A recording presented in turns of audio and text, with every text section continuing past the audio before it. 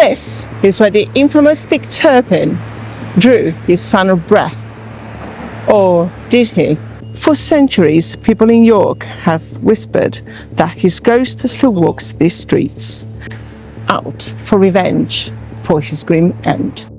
We'll follow Turpin's final footsteps from imprisonment and execution to his grave to uncover the truth behind his ghostly revenge on York. Hello everyone. York is often considered the most haunted city in Europe, and tonight we delve into one of its most famous legends. Well, first things first, who was Dick Turpin? Forget the dashing folk hero who supposedly rode his horse Black Bess from London to York in one night. I mean, the story was pure fiction. Made famous in William Harrison Ainsworth's 1864 novel Rookwood, almost a century after Dick Turpin's death. The real Richard Turpin, born in Essex around 1705, was a violent criminal. He started as a butcher's apprentice, but soon fell in with the Gregory gang, who terrorized rural families with armed robberies. When the gang was broken up, Turpin turned to highway robbery, poaching, and even murder. In the late 1730s, he was hiding out in Yorkshire under the alias John Palmer. He was finally arrested, not for his many brutal crimes, but for stealing a horse and a gamecock and threatening to kill a bystander.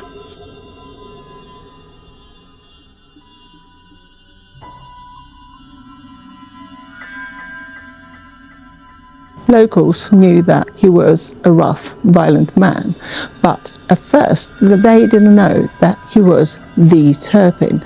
They only thought that he was just a random horse thief.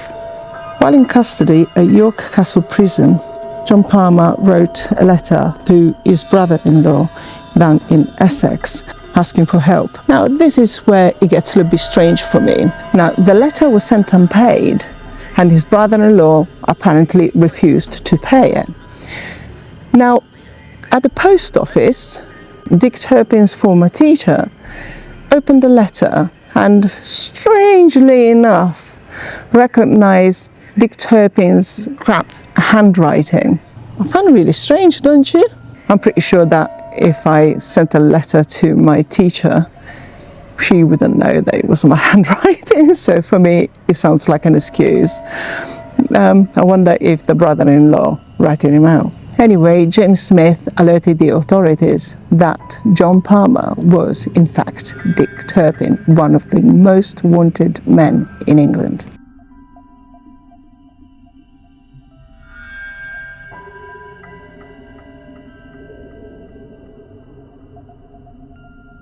Dick Turpin was taken here to York Castle and Prison, a place of incarceration and misery for nearly 1,000 years.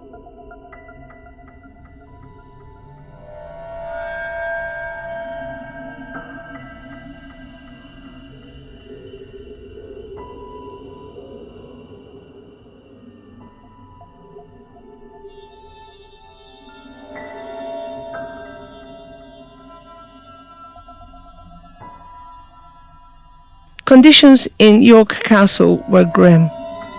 Prisoners were crowded together in dark, damp cells.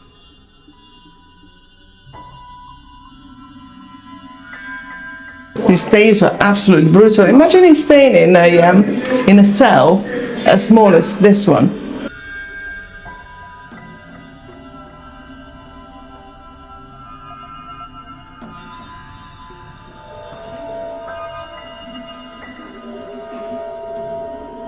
It's not doing it anymore.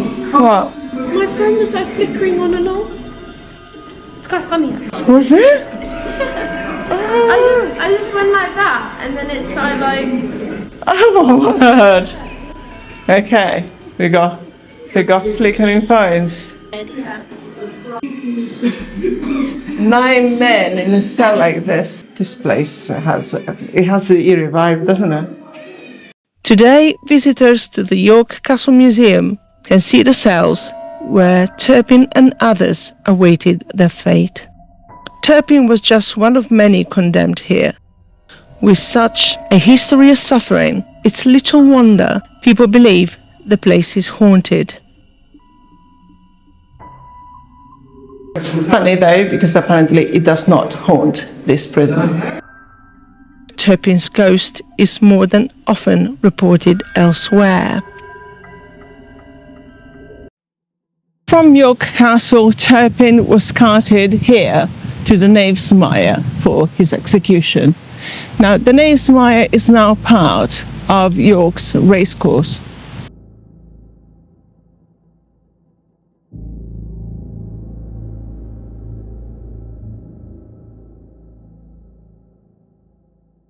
The gallows, known as the three-legged mare, stood by the road, so travellers would see condemned men swinging as they entered York.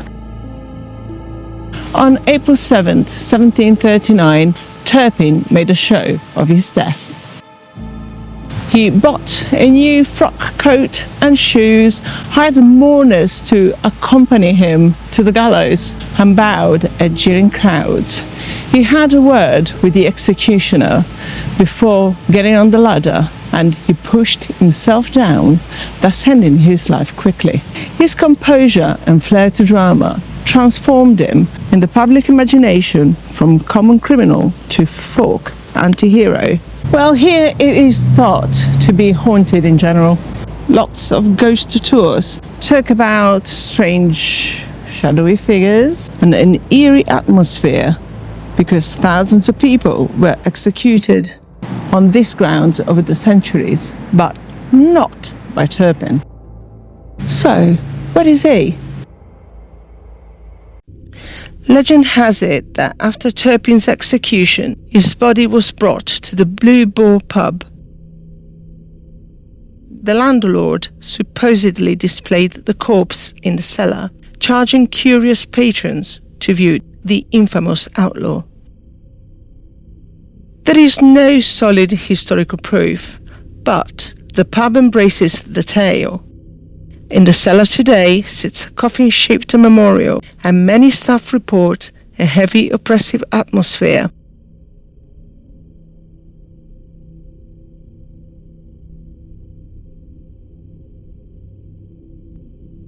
For those who believe it's Turpin's ghost, still restless, still unwilling to be mocked.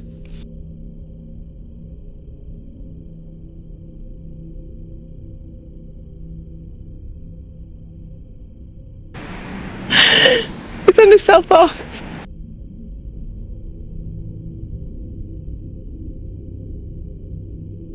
Well, something wrong with this. Word. We've been given permission to film down here today and have a look at a coffin.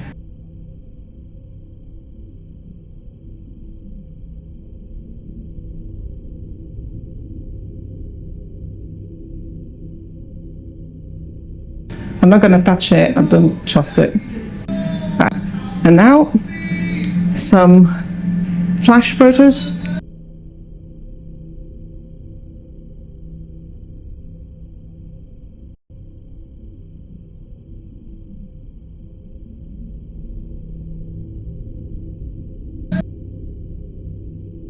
Can you see this?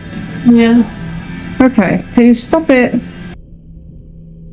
It's not focusing.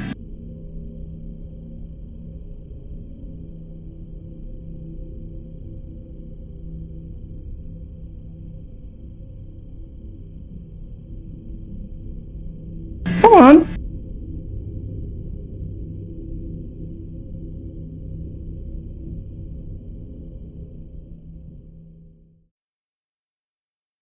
Turpin was allegedly buried here at St. George's Graveyard under the name John Palmer. But the story doesn't end here. Grave robbing was quite common at the time, and Turpin's body was reportedly stolen for dissection. Locals, furious at the insult, managed to retrieve the body and rebury it. To prevent another theft, quicklime might have been poured to speed up the composition, or at least That's what they thought it did. But historians doubt the grave's authenticity. Now, a fellow like Turpin was unlikely to have received a marked grave, and the headstone itself was not recorded until the 20th century. Which kind of makes people think that it might have been put there just for tourism. If so, where is it really buried? The mystery of his final resting place is another reason people believe his spirit lingers. This place is not reportedly haunted. We have one more location to go.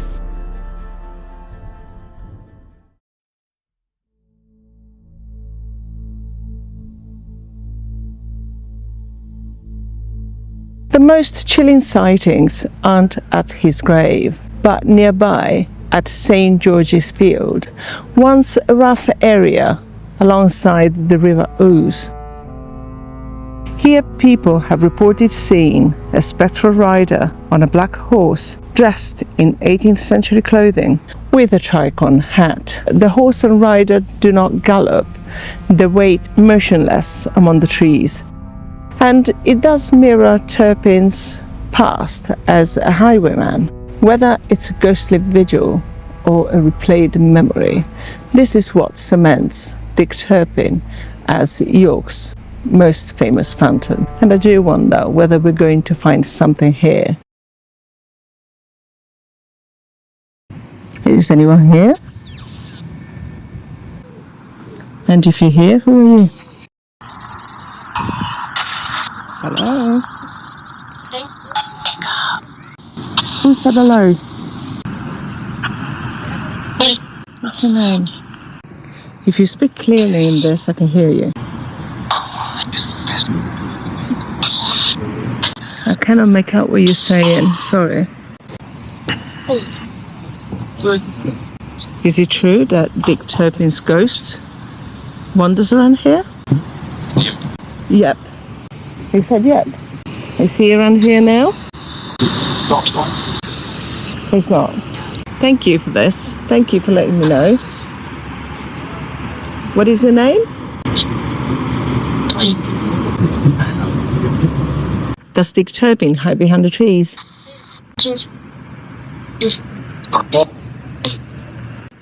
Sounds like a child. Are you a child? No.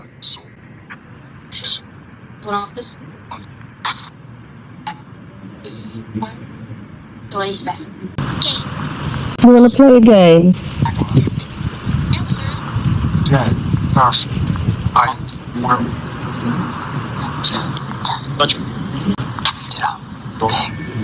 Not sure what we got there, to be honest. So I'm gonna go home and listen to them again and see what we make out of it.